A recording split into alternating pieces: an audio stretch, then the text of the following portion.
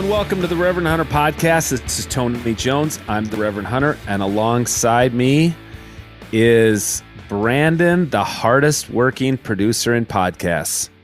Yes, I'm going to stand by that. I am the hardest working person in podcasts. No one can say any different.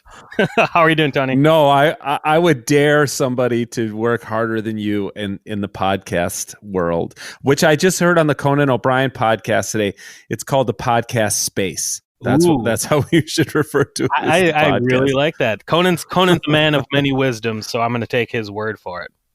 I'm a huge fan of his podcast. Same. But this one's better. Yeah. Ours is better because he doesn't talk about hunting. We do. Sure. I guess so. Hey, you've been outside raking leaves. Yep. It's just that time of year in Minnesota. It's sunny and a little chilly and real windy. Which makes it perfect for raking leaves, right? I mean, who doesn't like to see their work getting taken away from them as they're doing it?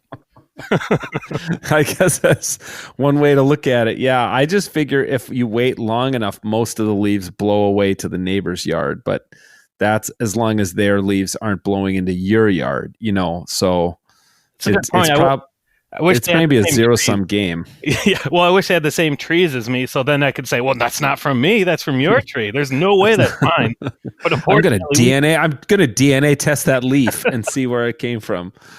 Yeah, we had the garbage come today, and they took away a big pile of leaves, and now I'm just gonna wait, and I'm gonna mow and mulch them up and hope that does it. Raking is for the birds. I know. I just got this stubborn maple in my back tree that just doesn't want to go yet. Yeah, it's still the full. Maples. They're late. They drop leaves on top of the snow. Speaking of snow, it's supposed to be chilly this weekend, and I'm going deer hunting with my youngest kid. It is youth deer weekend in Minnesota, and it's also an early antlerless season in our zone because we have a little CWD.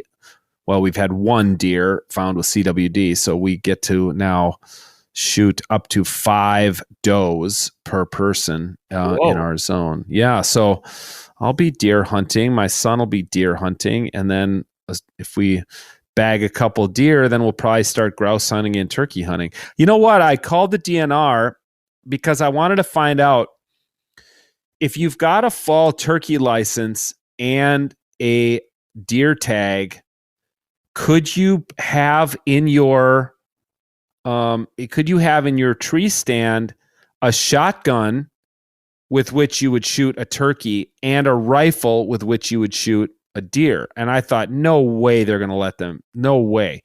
And they said, I called the DNR headquarters, and they're like, yeah, you can do that. That's awesome. Yeah, 2 guns, no waiting. That's whatever walks up, you could shoot it. That's really cool. That should be a great time. Glad you get to go out and do that. And if you do catch anything, I wouldn't mind tasting some of the rewards as well. Well, first of all, okay, we got to work with you on the lingo. I will not be catching anything. Okay, because they're real fast. I'll be shooting and killing them. Okay, fair. It's not. No, this is funny. My wife asked me the same. She'd be like, "Now, did you catch a turkey this weekend?" I'm like, "Did not catch one. Did shoot one." Okay, you have to get me the book of hunting lingo. Yeah, no, you'll learn it over time. Yes, man, dude. If I shoot a deer, you're gonna be getting some deer. I got you those elk sticks. What'd you think? They were so good. I actually managed to somehow save 2 of them and make it home with them, so my girlfriend could try. And she wanted more, so I wish I would have had more. They were delicious. Well, we can get you some more, and thanks to Walton's, and we hope. Come on, Walton's, if you're listening, you can re-up that sponsorship, and then we'll have even more elk sticks for Brandon. Perfect. Hey, our guest this week is a guy who's been a friend of mine for a long time. I do remember the first time we ever met. He was a rising pastor, and he was a keynote speaker at the National Youth Workers Convention, which was a big conference for youth pastors. I was not a keynote speaker. I was one of the breakout session speakers. I did seminars and workshops with 100 or 200 people in them, and he was up on the main stage in front of like 6,000 people in a massive auditorium.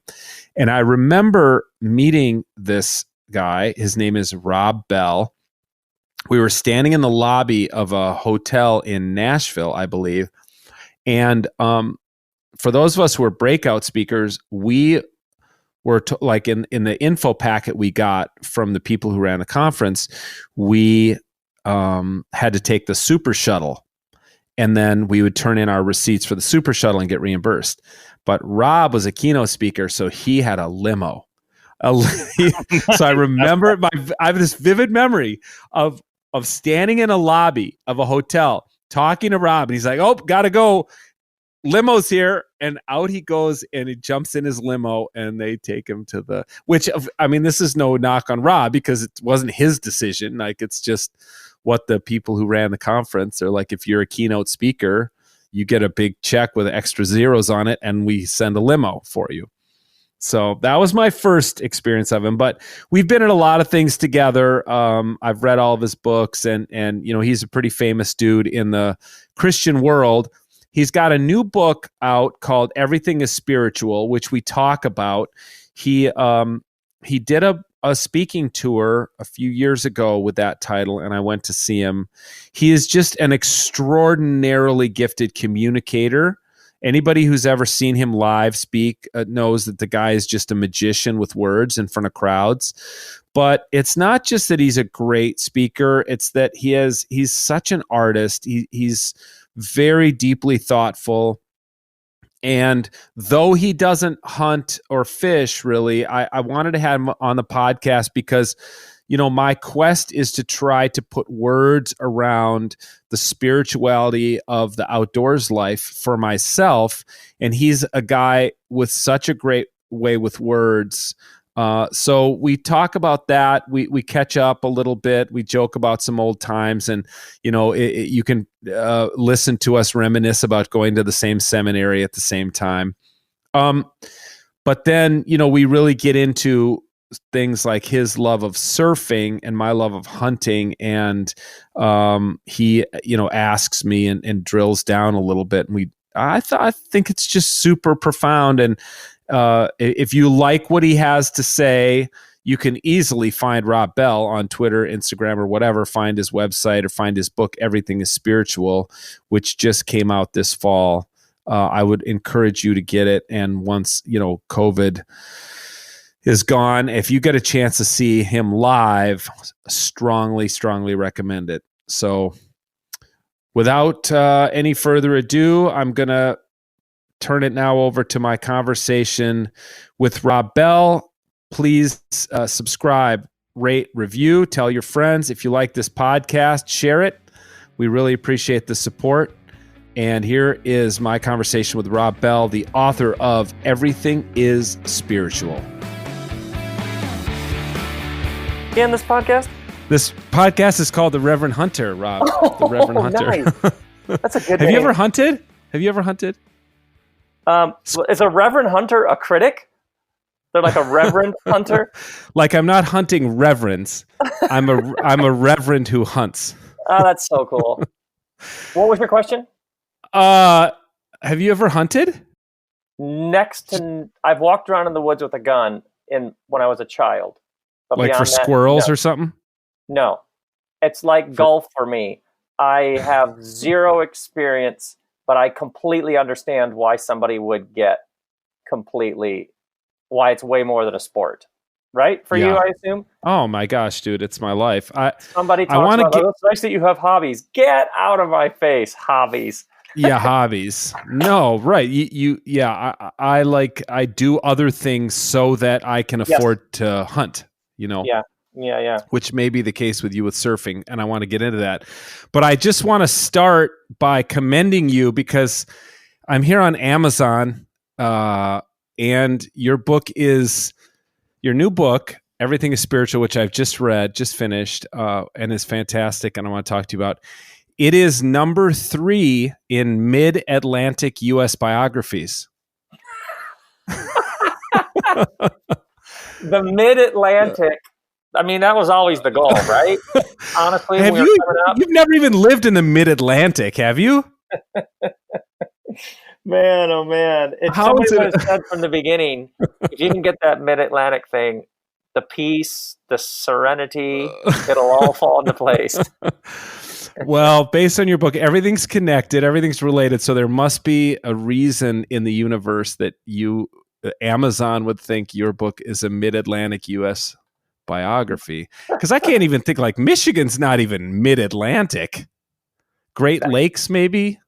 That's something like that. That's just making up. That's an algorithm that's just run way out of its little zone and is just making stuff up at this point. Hey man, your book. I'm so glad you've written this because, for one thing, I can stop answering questions, and a lot of other people can stop answering questions, which I get from time to time from people who know that I know you, and they say, well, what does Rob hate Christianity now? Or, like, does Rob ever talk about Mars Hill or stuff like that, because they know, like, that's when our paths first crossed. And in this book, it's really a memoir. I mean, is one way it could be categorized, I think. Yeah. Right away, I realized, there are elements of memoir, but this is not trying to tell the whole story. Mm-hmm. This is a series of fragments about a particular idea. But then what happened is I was like, but this is actually how memory works. You know what I mean? Mm-hmm. Like if I were to say, Tony Jones, totally. Tell me how you became Tony Jones, you wouldn't give me like this A, B, C, D linear, clean unfolding. You'd probably tell me a constellation of experiences that as you laid them out, something would begin to emerge within them. Do you know what I mean? That it's actually it's meaningful, it's disjointed, it's all related, it's somewhat incoherent, and that's the wondrous. So actually with the book, the book is a feeling as much as anything. Mm-hmm. That was the great leap for me was, there's an energetic imprint. There's a feeling that is how this book is coming out of me that is actually the thing I'm trying to do here. Everything is wobbly and unpredictable, and it's in some ways a series of stories about things not working and being awkward and painful, and it's all somehow magic. Well, I mean, I'll say this to your face. I don't know that I've ever said this to you. I've said it dozens of times to other people. I said it to somebody this last week, that I think you are the most gifted public speaker I've seen live. It's just such a gift you have. And you write about that, which I thought was so fascinating. You write about that in the book because I've had moments like that. I also love public speaking, and I know that spark that you write about. It sounds like maybe it first happened in that band you formed in college. There's like a beta version. Yeah, you know what I mean, like a testing version in a band, and then it was like, well, if we didn't have to do this long sound check, then you have to wait for the drummer to show up. Yeah, if it weren't for all these other guys, this would be the greatest gig in the world. And do this gig. This would be awesome. And I think I saw some of we have several touch points that I want to get to, but I think I saw some of, I can't remember. I remember you coming, or you having Mike Yaconelli come out with a live animal on stage at the Youth Specialties Conference, and that's going way back. That's a deep cut right there. Yeah. Well, you do have a little. You just in passing talk about an animal defecating on stage that you had brought up. But here's one that was crazy, Rob. Talk about the universe connecting things. All right, my wife Courtney is she's on a 2-week road trip. I'm sure it has nothing to do with the fact that because of COVID, my kids are home from college, and so she needs a break. I'm sure that has nothing to do with it. She just wanted to take a road trip to the East Coast for 2 weeks. So I thought, well, this would be a good time to clean out the basement. And I went downstairs and I started going through bins. And yesterday afternoon, I mean, before I started reading your book, I cleaned out 4 bins because today is recycling day. And among the bins I cleaned out was a bin with all of my seminary notebooks. And in that, I kid you not, I pulled out a notebook and flipped through it that was Systematic Theology 1 with Colin Brown.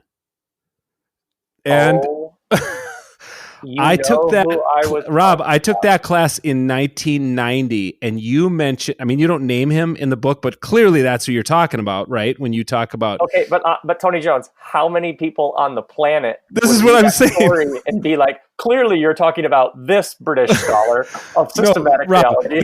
This podcast is just for you and me today. I don't care if anybody else gets any of the references.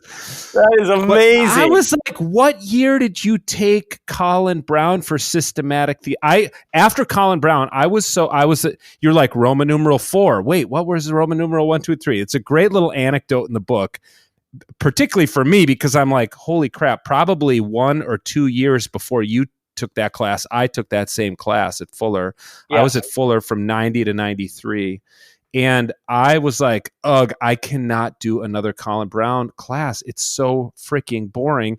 And I took, thanks be to God, my latter 2 systematics courses from Miroslav Volf, who at the time was kind of like the JV, the JV professor at Fuller. Nobody, he wasn't famous theologian yet. So that's amazing. Go ahead. I showed up in the September of 92, so probably by somewhere in 93. Yeah. My guess is I would have 93, 94, I would have taken that. Did you ever go to a party at the Brzee house when you were at Fuller? What's the Brzee house? It was where I lived with 4 other guys, and we would have parties every quarter that were really like crazy. I don't remember. Crazy dance parties with an extraordinary amount of beer consumed. I don't remember. I don't know if we ever even met, but we did overlap. If you showed up, I showed up in, let's see, September of, so your first year was my 3rd year. And now here's another thing. I was the youth pastor, 15 hours a week at Pasadena Covenant. And when you're talking about the church you worked at, were you at Lake Avenue Congregational? Yes. Dude, I mean, that's like, those churches are a block away. And I had the exact same experience of taking kids out into the neighborhood, these white kids. Their parents like commuted to go to a Covenant church, Yes. And then we'd walk around that neighborhood, which was nothing like the neighborhoods from whence they'd come. That is, seriously, one of the things I love about this past couple of weeks of doing interviews about this book is how it's like a Rorschach. People find like no interview is the same as previous books, as I'm sure you've experienced. There's like 7 questions basically emerge about the book that you just answer in some sort of loop, which is fine. But this one, each interview, I'm like, they're going to have something that's good, but this is the best because you can take me to like the block and the neighborhood and the year, and you were there. That's amazing. We were both there. I wonder if we ever had a class together, or we were on the same campus for a year. It's not that big of a campus. Yeah, but we would have met. I'm sure. Cross paths. You know what I'm saying? Like we would have been like, oh yeah. No, I don't remember. I don't remember meeting you till later.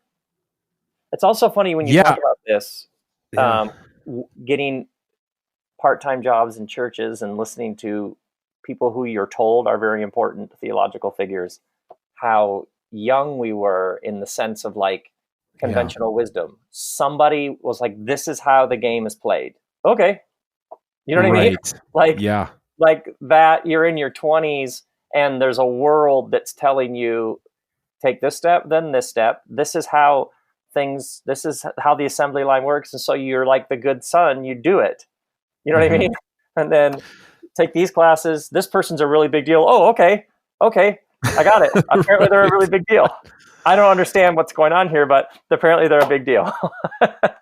Yeah. I mean, even thinking like you graduated from college a couple years after I did and decided to go to Fuller, in large part, it sounds like because it was in California, and you've always felt this since you were a kid, this spiritual connection to land, to California. And I mean, for similarly, somewhat, who knows, related, arbitrary, odd reasons, I was at college, and my hometown pastor in Minnesota told me I should go to Union in New York City.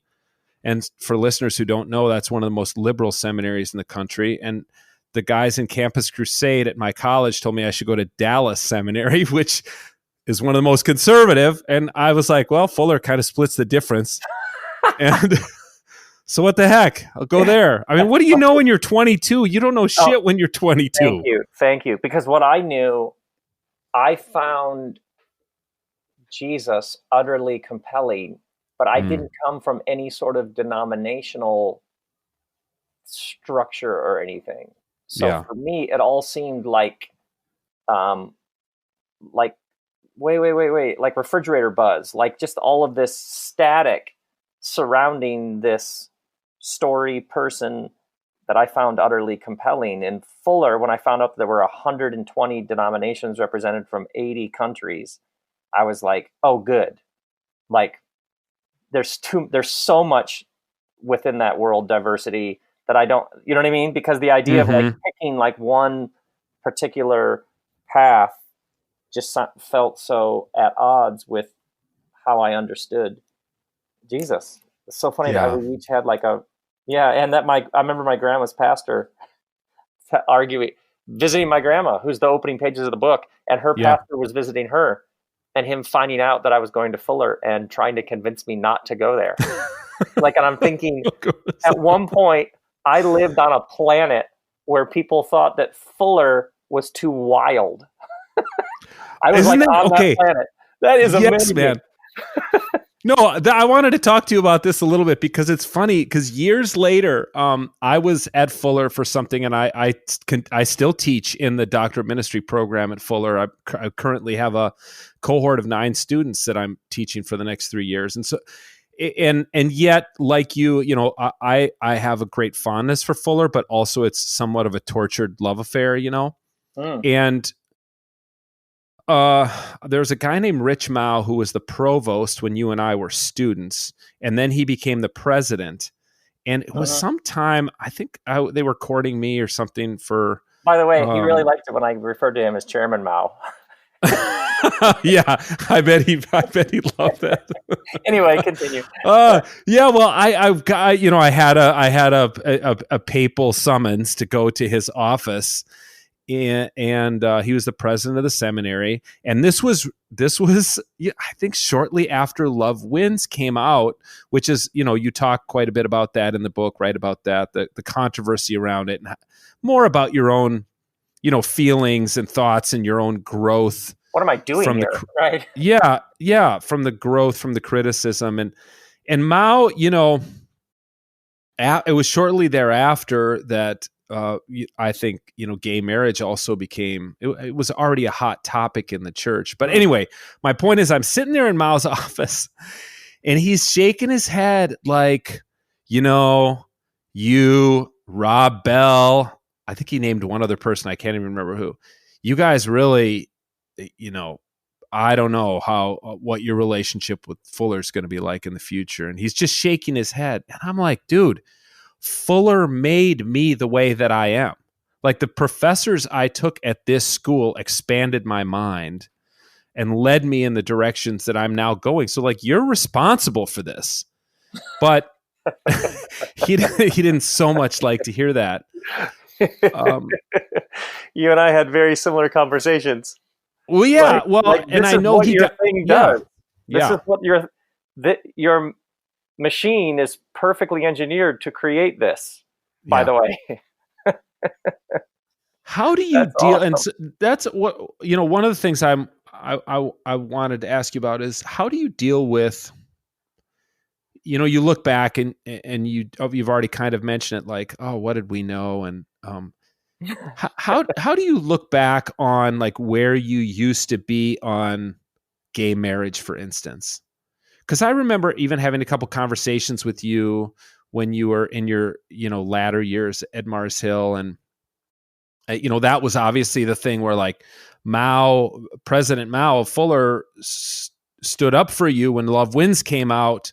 But then when word got out that you were, in favor of marriage equality, suddenly he, put out a statement that he no longer agreed with you or whatever. Isn't that funny? Isn't that funny when you discover that other people it's like that somebody signed you up to play like at a fantasy league, but you haven't been drafting any players or doing anything. You know what I mean? It's like there's a whole game being played over here that you're not even aware of, that you don't remember signing up for, that you're being brought in, brought out, castigated, rewarded. That's what that always felt like to me. Like there's a discussion happening in another room that apparently someone thinks I'm in that. Right. You know what I mean? No, that's a great way. I think that's a great way to think about it. And it's or even a how nice you just phrased it. metaphor. Sorry to interrupt, but how you phrased it was, I don't know, Tony, what your relationship with Fuller is going to be like going forward. But I'm not aware that this was an important issue to Tony going forward. Right. Like, you know what I mean? Yeah. It's just fascinating. It's fascinating how all that works. How do you make peace with positions you used to hold that you no longer do? I mean, are you hard on your past self? There's so much of this book that required reflection. Like you think, God, why didn't I see that gay people are equal earlier? Or I'm pissed at my family for not, for raising me in this church where women couldn't preach, or anything. Like, how do you reconcile that? That I came from a world. I embrace evolution. Of course, the whole thing is going to move forward. And if at any moment we're not allowed to grow, the whole thing comes to a grinding halt. You know what I mean? So think about cancel culture.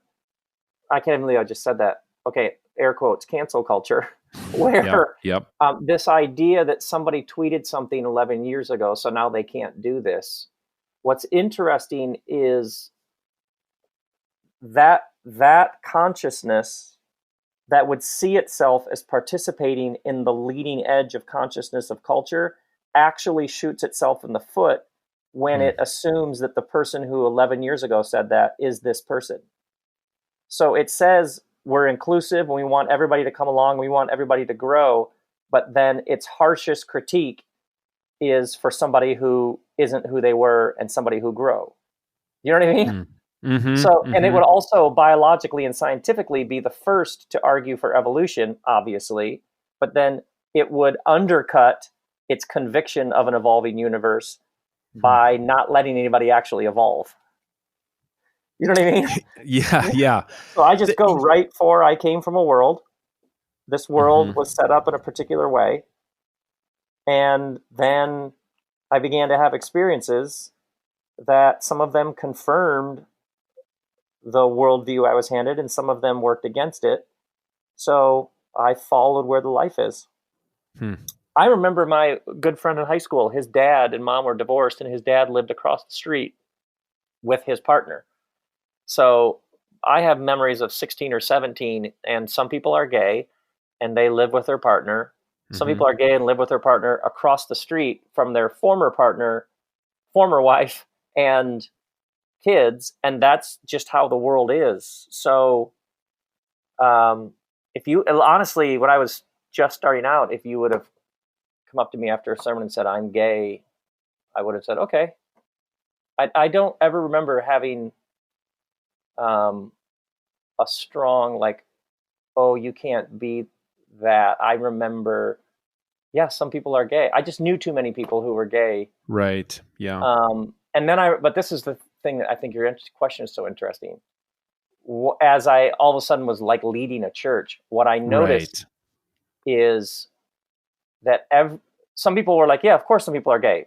They have partners, of course. But then there was other people who had an issue with that. And what I noticed is a large group communication where you would stand on a stage and say why it's okay for gay marriage, whatever, that there is somebody sitting there. People are either fine with it. If they're not fine with it, they're sitting there and they have a bunch of Bible verses scrolling through their head, right?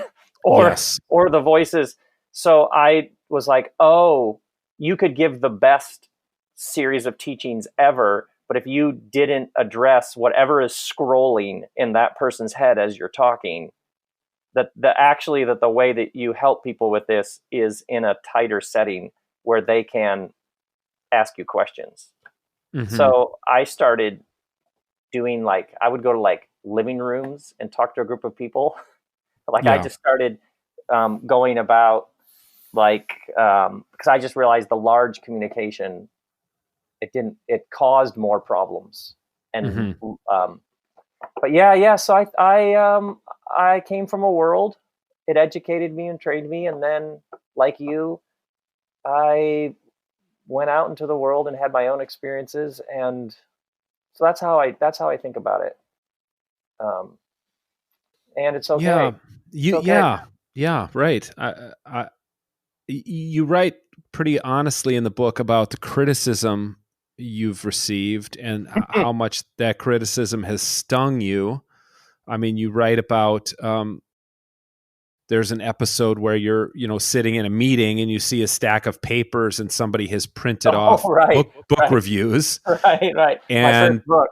You talk about getting having people upset with you because you preached in favor of women in full inclusion of leadership, which, some listeners of this podcast will be like, duh. Duh. Absolutely. But again, like you say, the world you came from, there were a lot of churches where women were not allowed to preach. Like you speak glowingly about Ed Dobson, whom I knew a little bit as your, father figure, mentor in ministry and leadership. Did he let women preach at that church? Oh, that church wouldn't have let women preach. Yeah. So there we go. Like that's my example of how do you reconcile your love for this man who has a position on women in ministry that you find really distasteful? Yes, exactly. And this is why what you said about your listeners who are like women's equality, duh. And even telling that story, I was like, oh, I'm telling about this. That would have been 20 years ago. There's a vulnerability there of this is not only wrong, it's embarrassing. You know what I mean? Yes. Right. Exactly. And that's exactly why, to me, it was so important to tell those stories and to tell about Ed. Is every one of your listeners who has that oh, well, gee, welcome. Nice for you to wake up. You have the same things. You, listener, have the same. If you can't see that and own that in me, it's probably because you have your own that you haven't owned. You have to own everybody waking up in their own time. You know what I mean? Yeah. Otherwise, it's this awful, it calls itself progressive, and it's like a police force that never stops judging who's advanced enough or who's not, where you and I can show our super progressive friend how all their ideas are in Leviticus. You know what I mean? Proper care for the earth. A respect for the powers of life as they course through your body. Celtic consciousness. Well, the 2nd century, the sacred feminine was a central value of Celtic Christianity. All the things that you're like, this is the new. Yep. It's only 1,800 years old, that idea. So part of the reason why I told some of those stories is to try and help free everybody from this idea that you've arrived, as opposed to a constant opening that just never stops. which is just such a better way to think about it. I love it. Yeah. Ed Dobson, isn't that awesome? I'm so glad you included him. Like, you remember, like, when you're in your early 20s and you filled with all this confidence and self-doubt and passion, and you don't know a thing, and you see somebody do something that gives you like a slight bit of framing for what might be possible. Yeah. You can't in that moment parse, but the constitutional structure of the church won't allow him to make decisions. You're not there. You're just like, listen, there's like, I've never seen thousands of people in a church service, and he's talking with a microphone up front, and it's riveting. God, I've never seen any of this. What? This is awesome. You know what I mean? I do. You're like you're at such an early stage of development that you're not yet like, well, how do I maintain a life in an institution where I'm at odds with its policies? Good God. You know what I mean? You're just trying to pay the rent and you know what I mean? And then later you're like, oh, okay, here we go. Game on. Here we go. Yeah. Absolutely. Another thing that came up, even going back to the Colin Brown thing that I want to talk to you about is so awesome with the book. Well, I will tell you, I'm going to ask, okay, if Elizabeth Gilbert can refer to you as a pastor, then I think I can slip under that umbrella. Absolutely. And also call you a pastor. Yes, of course. So, I mean, I've gone through a great deal of trauma in the last decade and going through some endings and, have in different ways than you, much more gradually and probably much less willingly have left the church or been basically nudged out of the church by some of these very, people you're talking about who think that I'm whatever, not right enough to be in that context. So for me, throwing away recycling all my seminary notebooks. Like Rob, I was last night standing over the recycling bin and, pulling the paper off of the spiral metal binding on those. And it said Fuller Theological Seminary on the cover. And what a moment. Because I thought, well, I haven't gone back to him in 30 years. I'm probably not going to ever go back to him. But it was also, this is what I want to ask you about endings. I want to ask you about endings because you write in the book about endings being a phrase you use something like endings are painful, but also good. And I feel like I'm not quite at an ending, or maybe I should be at an ending. That honestly, recycling all my, throwing out all my seminary notebooks was, I think, a part of it. Grieving the ending of that dream that I would be a pastor of a big church. That's not going to happen. I'm 52. I'm never going to be the pastor of a big church. Like that, my life is going in another direction now. But so I'm asking, what have you learned about endings and even about failure? Because you write about a play, that you thought was going to get made and didn't, or a TV show you thought was going to get made and didn't. Like, you also are pretty honest about those kind of endings in the book. I just got an offer this week to do that play, which makes me so excited. That's when awesome. I put it in the book, you got to update the book. You got to update the book. I was like, wouldn't that be funny if I told it in the book about the first play? Because there's a second play that got optioned, but the first play this week, I was like, definitely tell the play story because it's important to tell it where it is now. Yeah. But if it ever does get made, that's just going to be like a hat on a hat. Like, that's just funny stacked on funny. Well, first off, for so many people in our culture, they only know endings because something went wrong. Something turned sour. Mm-hmm. So you think about how divorced we are from the earth, which has its natural rhythms and seasons, where a season comes and then a season goes, just because that's how life is. And how when you live in a modern industrial market ideology culture, you can live divorced from the seasons, other than, it's cold out today. So I think there's a direct relationship between how much concrete and neon there is in the world and how so many modern humans are disconnected from seasons. So when something ends, the assumption is it must have gone wrong, as opposed to it's a season and it ended, it's good. Let's end it while it's good. And I've done a number of times with a group of people. I'll ask, how many of you can look back on your life and see a time when you stayed somewhere too long? And every single person raises their hand. Actually, how many of you can see the moment when it was done and then you stayed longer because of a paycheck or comfort or security, because it was known or something, and that's when it went sour? So this is like a universal human experience. We have a deep knowing that sometimes, I don't know why, my wife Kristen and I talk about the cloud is moving, which is a perfectly vague and specific feeling. You know what I mean? The cloud's moving. Yeah. Which just for us encapsulates that apparently we're done living in this house. Why? I don't know, other than open your eyes, because undoubtedly something is going to present itself.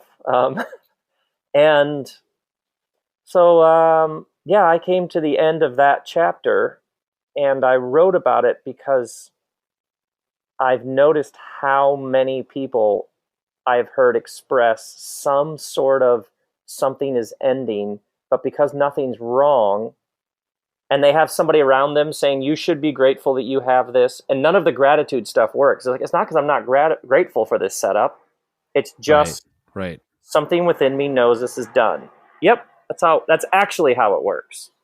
As opposed to you wait until they've got pitchforks out front, and then you rush out the back door. And most people, what could have been an ending, what could have been a graduation, is generally a divorce. It blows up in their face and it's catastrophic, as opposed to a graduation. I did that, now I'm doing something else. So true. And I love that you show behind the curtain a bit, because of course when you left your pastoral ministry in Michigan and moved to California, is a correlation or causation? Like, did he leave because love wins and he's about to come out as pro-gay marriage or whatever? And then maybe those were factors in it, of course. But we also hear stories of you in therapy for like how angry you were and in the fetal position on your office floor. That was earlier. That was earlier, but yeah. Like not knowing if you could go on. So it wasn't like all of a sudden. And then we see like we're with you on that walk with your wife. Oh yeah. When one of you, and even the way you wrote it, Rob, is really truly beautiful, because you're like, one of us said it's time to go.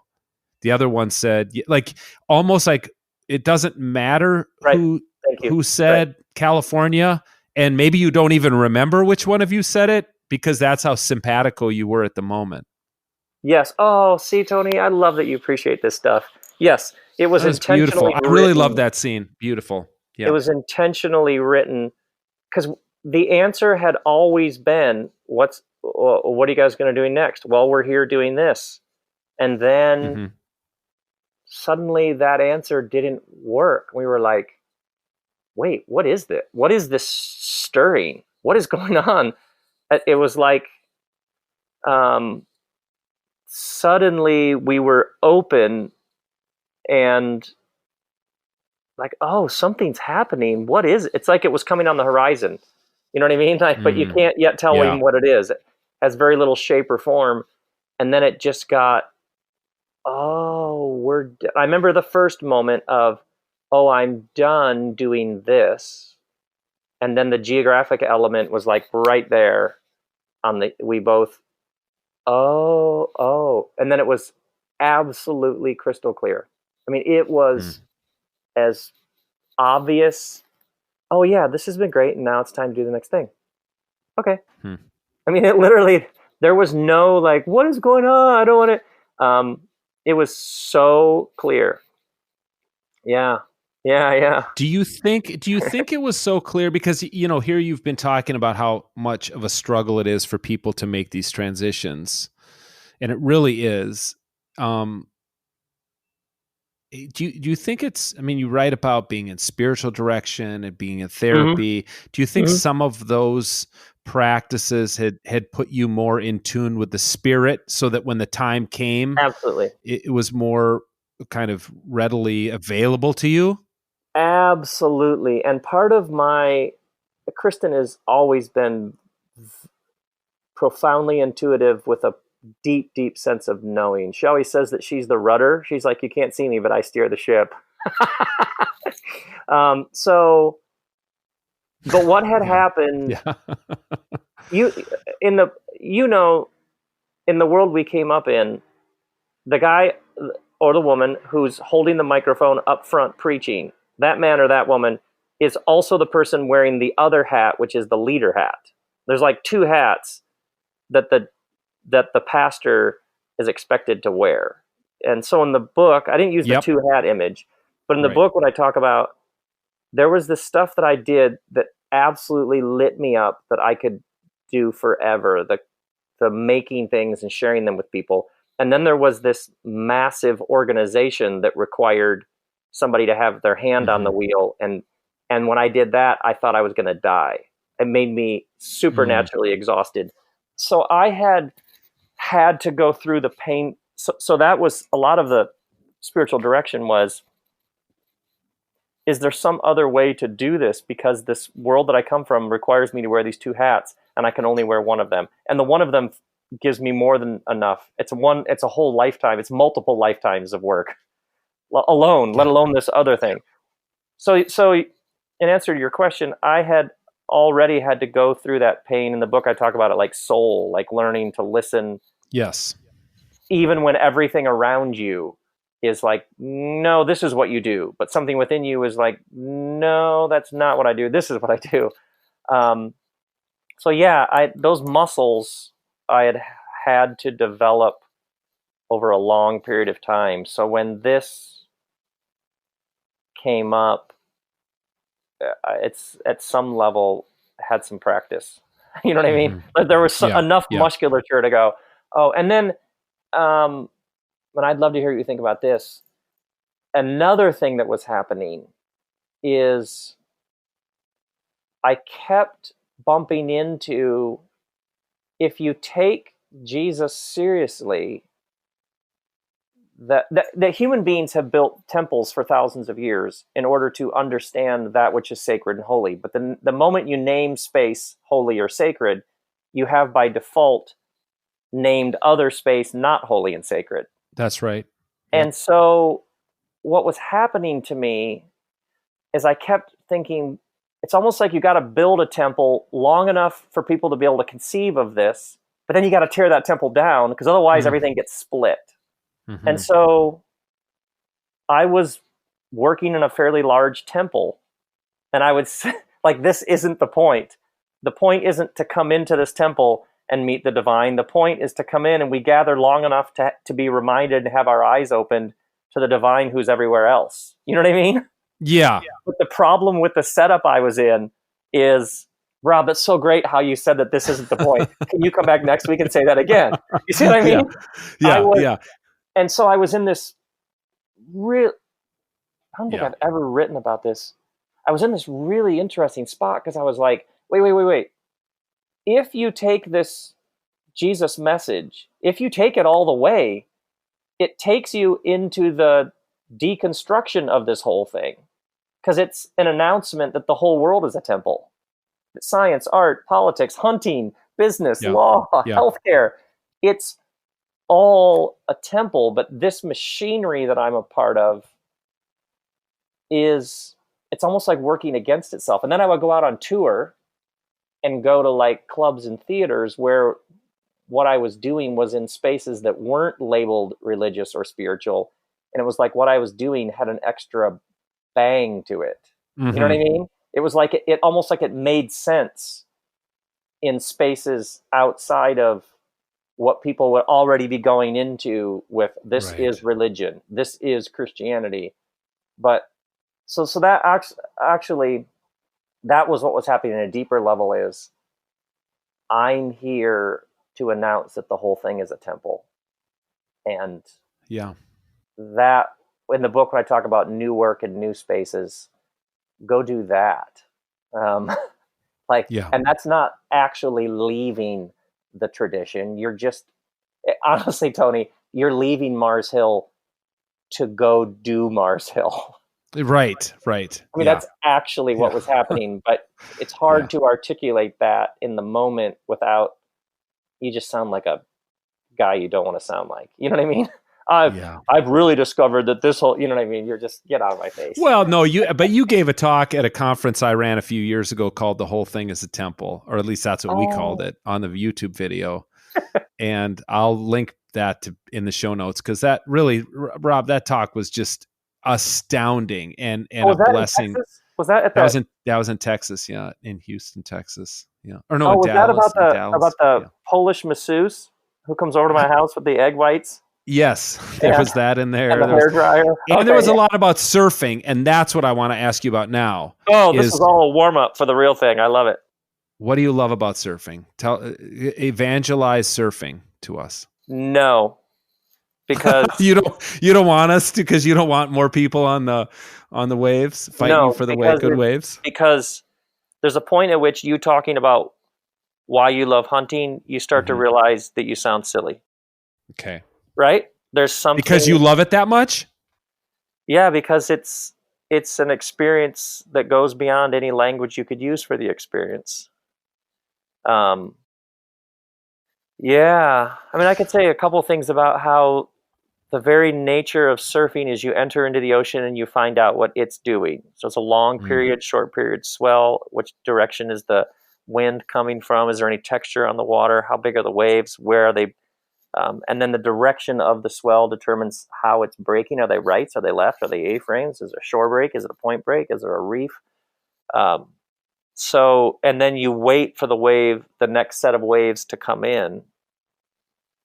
So the whole premise is you submit to something larger that's happening that started 4 weeks ago off the coast of Japan or something. You know what I mean? Mm-hmm. So I would start with, that's really good for the soul. It's musical in some level, because it's almost like you're syncing up with what it's doing. And so you're listening, you're waiting, you're on something else's timetable. So I'd probably start there, and then a wave can just wreck you. I mean, I took a friend out who'd never gone 2 weeks ago. I took him out, and the surf report said 1 foot. I was like, I'm going to take you out in tiny waves. And he's just getting wrecked. And he's like, what the? I was like, I know. I know. You can see when you watch from shore and you're like, that can't be that hard. And he's just getting spin cycled in 2 foot waves. So it's all this incredible power. You're traveling across the face of the earth on an orbital pattern of moving energy. But if you're not in cooperation with it, it just lands on your head. And you're just like, you don't even know your name. So, that's. Well, that's okay. I think you're tapping maybe into something that I want you to, assume that role of pastor for me again, because, as I've kind of, been nudged away from the church by the Spirit or by people or whatever, I've really found what surfing is for you, hunting has become for me. I've kind of patterned my life around it. It's what I daydream about. It's what I lie awake in bed at night and think about. It's being in tune with, being in tune with the woods if I'm deer hunting, or with my dog and the other hunters. And if I'm walking through a field of switchgrass looking for pheasants or whatever. But I will say this, and this is, in our remaining moments where I don't know if we can really crack this egg completely, but keep going. Let's go. I'm trying to figure out how to articulate it. Okay. And so I am more of a, if you're more of a mystic and a poet, I'm more of a prosaicist, prose, right?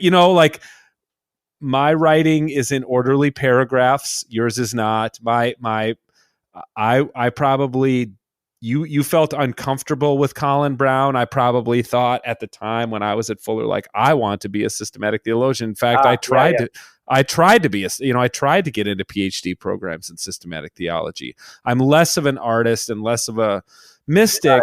Got it. And I'm okay. So I'm trying to conceptualize so I can communicate to people what is so great about hunting. And I know that people have come to your 2-day events and had these same kind of conundrums. Like, I just can't get over the hump on something, and you're really good. So solve this for me. That's what I'm saying. Solve it for me. So here's ask me all the right questions. Okay. Here's first question. Okay. You're in your car, you're driving out, and you're going to be hunting for the day. What does it feel like? Electric. Ooh. It feels. I feel excited. Everything about it. The clothes I'm wearing, laying my hand on the gun, hearing the dog in the back seat. Everything about it's just pure like adrenaline anticipation. What is it like when you're driving home? I'm exhausted, but with that, with that good exhaustion. Yes. Like, I pushed my body to the absolute limit. I hiked through fields 10 or 15 miles a day times 5 days. How long can I do this? I'm 52. Am I still gonna be able to do this when I'm 72? Like, I got to make sure I can keep doing this when I'm 72. The answer is yes. So does it matter whether you get an animal? Less and less. Yes. The older I get. Okay, so the more you do it, the more you're fully present in the experience, and the outcome is less a determinant of the quality of the experience. Mm-hmm. That's true. So an outcome, the interesting thing about an outcome is something that removes you from the present. Because an outcome implies, if I get an animal, then it was a good experience, which puts your joy in the future. But what you're describing is an experience of presence. Well, think about how much of the world is organized around the outcome. Yes. This business was a success if it makes X amount of dollars. These kids, my efforts were worth it if they go to such and such school. The modern world was built on mastery, but the only interesting thing ever was presence, which is participating in an eternal now, where you're just here and nowhere else.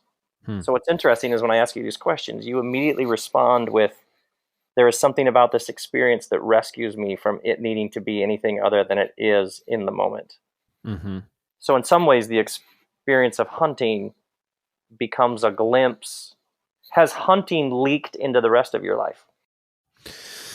Oh, I'd like to think it is. I other parts of your book that I resonated with, and you knew me in my 30s when we first crossed paths, and like, I was so ambitious.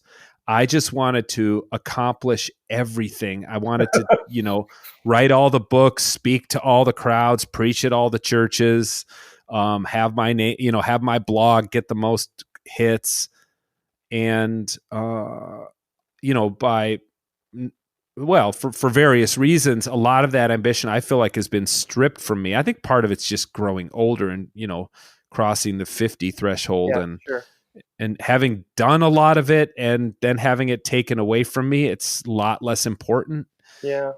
So I'd like to think it has leaked into the rest of my life. You're out with a dog in a field, walking for 15 miles, and there's nowhere you'd rather be. That's right. So yeah.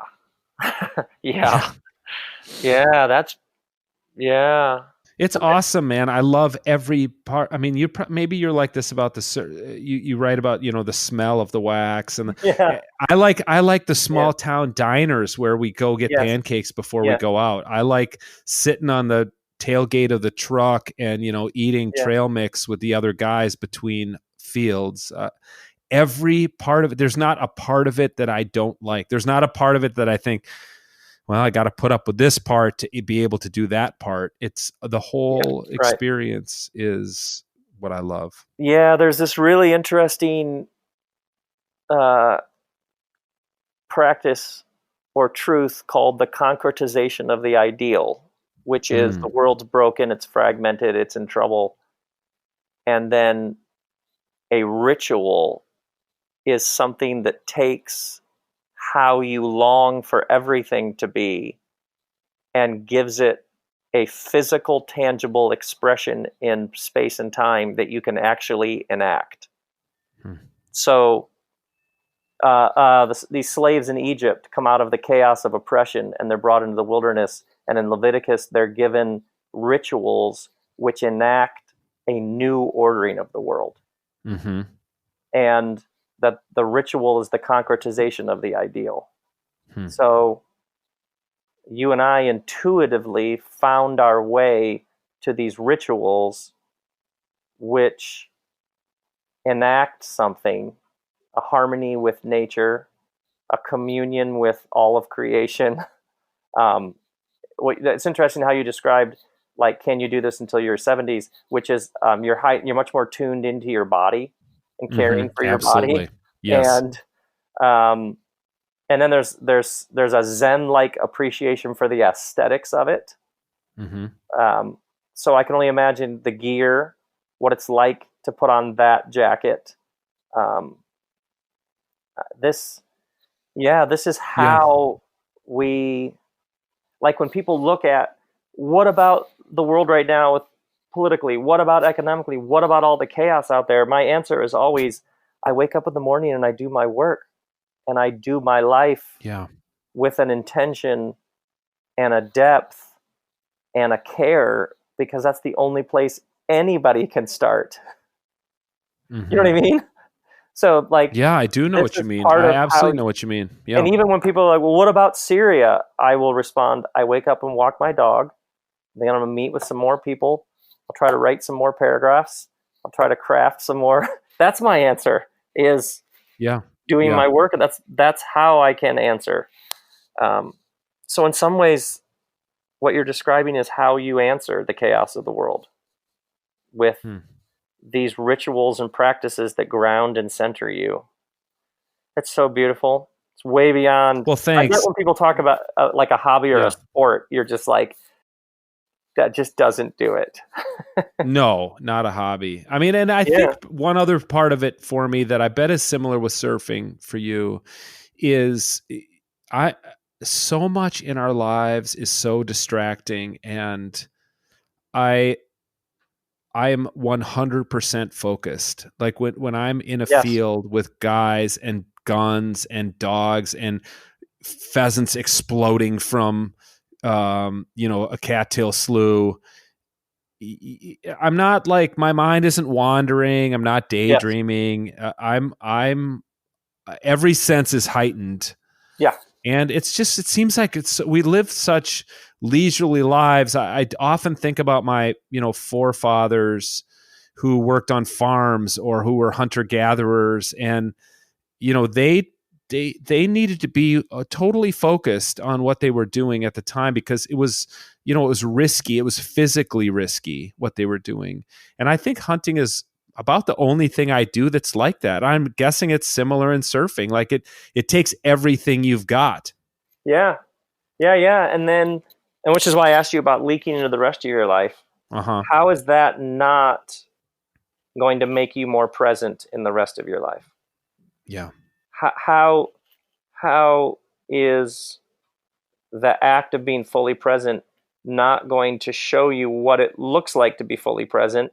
And that is, by very definition, going to help you see then when you aren't. Which is why the ritual is so powerful, is it shows you, if this space and for these moments can be ordered in this way, well then what other space can be reordered? Yeah, that's the question. That's such a good question, because even when it comes to something like prayer, I just remember being a younger person and being so frustrated with myself because I couldn't focus, couldn't concentrate. My mind wandered.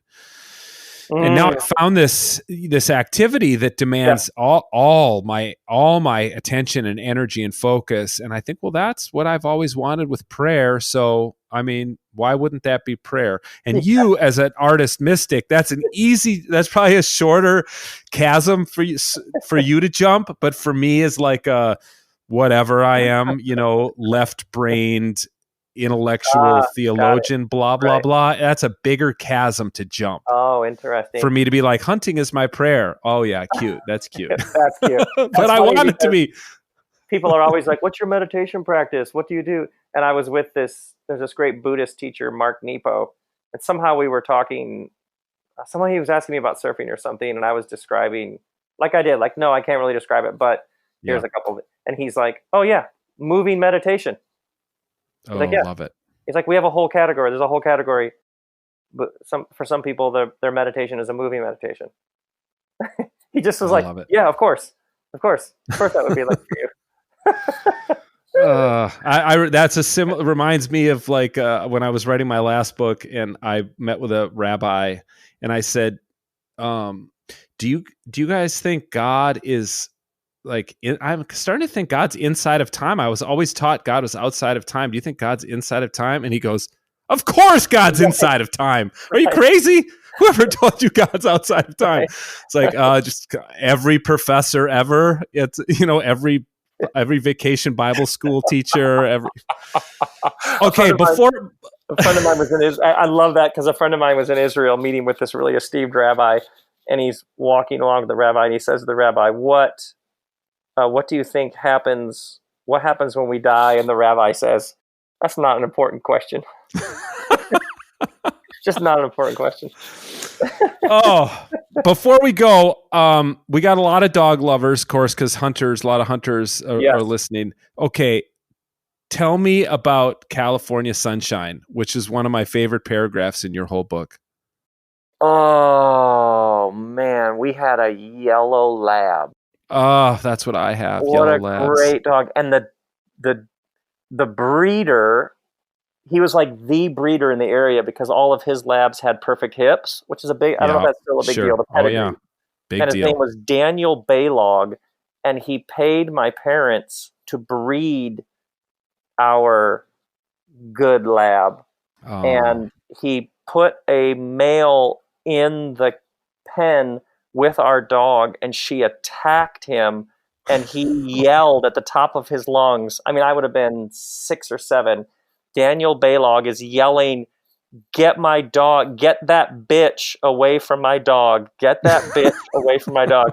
And my 6-year-old ears happening on my parents' soil in full view. Oh, my word. That's amazing. Yeah. We now have a dog. There's a dog rescue in our neighborhood. It just went out of business, but it's called Barkin' Bitches. And we got a pit bull mixed with an Australian cattle dog from them a couple years ago. Yeah, she's like ripped but doesn't work out. You know what I mean? Just like totally owned. Yep. Yeah. What kind of dog do you have? I got a yellow lab. Oh my goodness. Yeah, and then California Sunshine got hit by a car.